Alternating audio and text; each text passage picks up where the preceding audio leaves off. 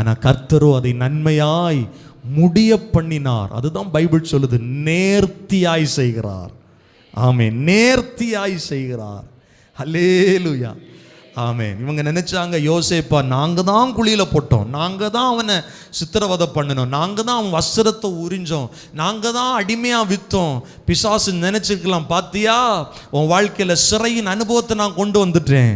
ஆனால் இவைகள் எல்லாவற்றையும் கர்த்தர் நன்மையாய் முடிய பண்ணின போது நமக்கு விளங்குது, அதை கூட கர்த்தர் தான் நேர்த்தியாக செஞ்சிருக்கிறார்.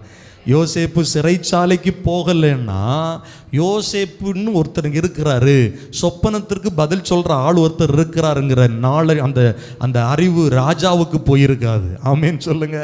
அதனால் சோர்ந்து போகாதீங்க. நம்ம வாழ்க்கையில் கர்த்தர் செய்ய நினைக்கிற காரியம் ஒரு நாளும் தடைபடாது.